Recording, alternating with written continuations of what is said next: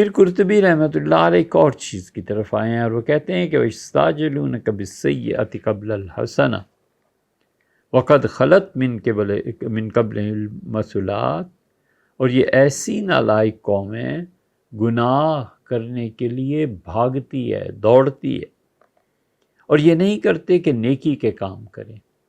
اچھائی کے کام کریں۔ اچھائی کے کام کرنے میں وہ کام جو اللہ کے متعلق ہیں، اور خیر اور نیکی میں جو کام حقوق العباد کے متعلق ہیں، یاد رکھنا چاہیے کہ اللہ کی مخلوق کے ساتھ نیکی کرنا زیادہ اچھا ہے بنسبت اس چیز کے جس کا تعلق صرف خدا سے۔ کیونکہ ایک تو اس وجہ سے کہ جہاں بھی شریعت میں لوگوں کے حقوق اور اللہ کا حق ٹکراتا ہے، اللہ اپنے حق کو واپس لے لیتا ہے۔ وہ کہتا ہے کوئی بات نہیں، تم انسانوں کے ساتھ اپنا تعلق یہ چیزیں بنا کے رکھو، شریعت خود اس میں رعایت دے دیتی۔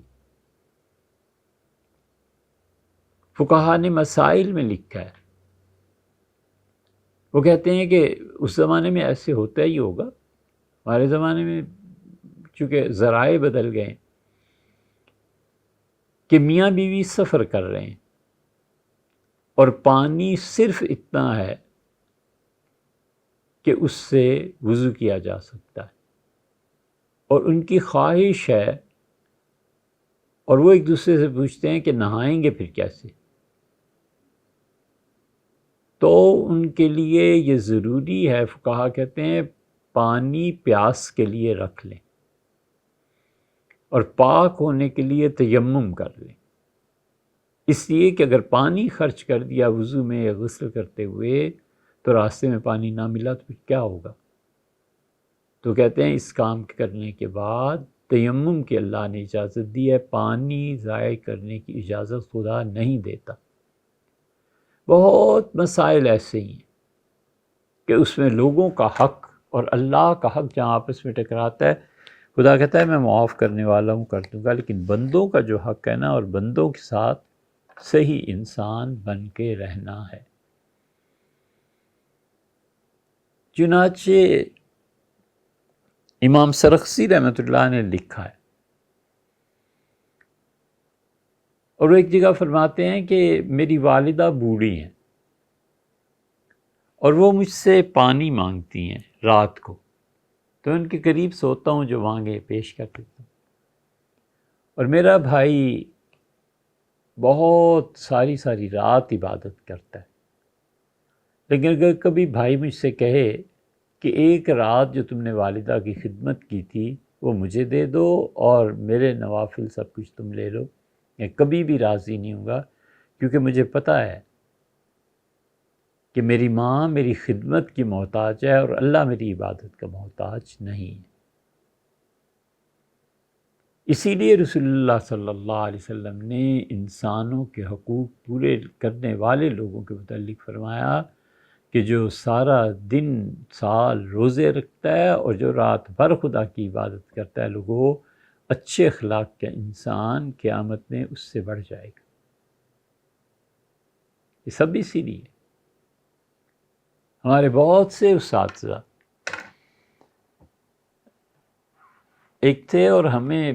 بہت زیادہ رات مطالعہ کرتے رہے تو بہت زیادہ کچھ سوالات، تو وہ فجر کی نماز کے بعد جب سلام پھیرا تو تسبیح پڑھتے رہتے تھے بیٹھ کے سورج کے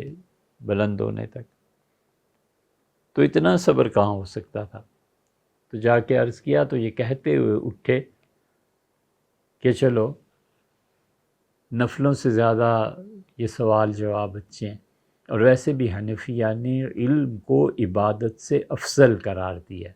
وہ خود بڑے فقیہ بڑے محدث تھے، تو اٹھتے اٹھتے بھی اتنا جملہ تو کہا ہی کہ حنفیہ نے خود علم کو عبادت سے افضل قرار دیا، ہاں بتاؤ کیا بات ہے؟ پھر وہ علم کلام کی ایک بحث تھی وغیرہ وغیرہ۔ اس لیے اللہ یہ لوگوں سے کہتا ہے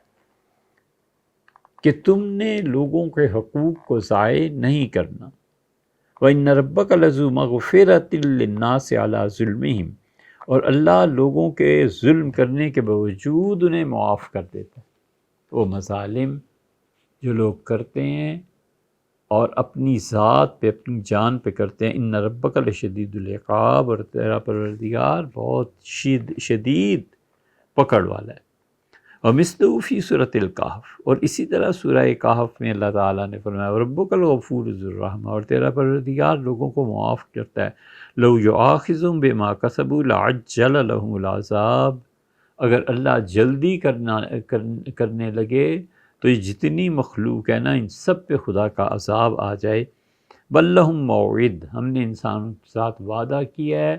ایک دن ہماری ملاقات ہے اور پھر ہم بتائیں گے کہ تم نے زندگی میں کیا کیا کیا۔ وقال مخبرا الملائکہ، اور اللہ نے فرشتوں کو بھی اس پہ رکھا ہوا ہے، جو فرشتے والملائکۃ یسبحون بحمد ربہم، ایسے فرشتے ہیں جو پروردگار کی تسبیح اور حمد دونوں ملا کر پڑھتے ہیں۔ وَيَسْتَغْفِرُونَ لِمَنْ فِي الْأَرْضِ، اور معافی مانگتے ہیں لوگوں کے گناہوں کی ہم سے۔ یہ اللہ کے فرشتے کافروں کے گناہ پر بھی اللہ سے معافی مانگتے ہیں، یاد رہنا چاہیے۔ یستغفرون لمن فی الارض،